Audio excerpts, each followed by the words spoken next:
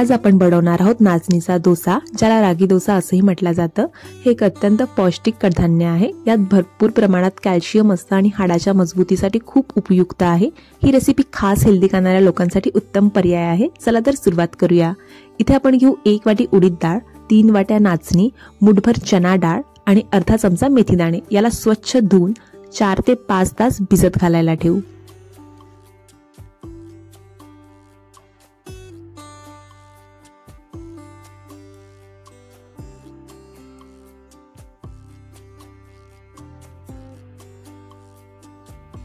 चार ते 5 तास झालेले आहेत। आता याला आपण बारीक करून घेऊ। बारीक करताना यामध्ये थोडं पाणी घालून याचं स्मूथ बॅटर तयार करून घ्यायचं। आता हिवाळा असल्यामुळे बॅटर लवकर फर्मेंट होत नाही, त्यासाठी यात घालू थोडं मीठ। मिठामुळे बॅटर लवकर फर्मेंट होतं। याला मिक्स करून 6 ते 7 तास फर्मेंट होण्यासाठी ठेवू।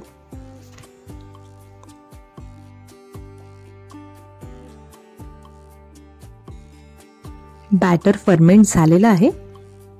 आता यात पाणी घालायचं आणि याला थोडं पातळ करून घ्यायचं।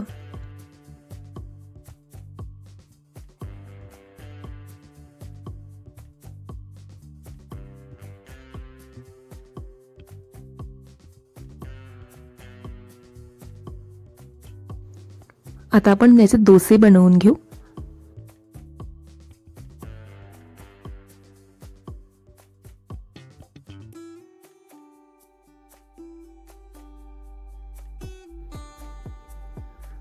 इथे आपण तेलाऐवजी तूप घालतो आहे। तुपामुळे नाचणीचे डोसे खूपच छान लागतात।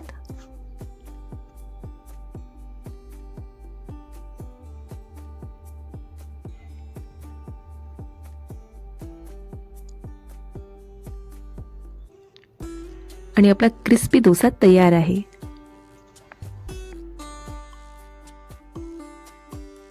त्यानंतर डोस्यासाठी बनवू शेंगदाण्याची चटणी।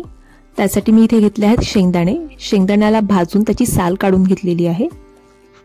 त्यानंतर घालू 8 ते 9 कढीपत्त्याची पानं, 2 हिरव्या मिरच्या, 2 चमचे दही, आंबट दही आहे, चवीपुरतं मीठ आणि 1 चमचा साखर। यामध्ये थोडं पाणी घालून याला बारीक करून घ्यायचं आहे। आता तुम्हाला चटणी किती पातळ हवी आहे यानुसार यात पाणी घालायचं आणि परत याला एकदा फिरवून घ्यायचं। त्यानंतर बनवू तडका।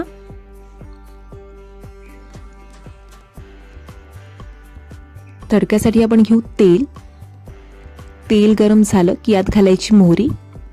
मोहरी तडतडली की यात घालायचं कढीपत्ता आणि गरम गरम तडका घालायचा चटणीवर।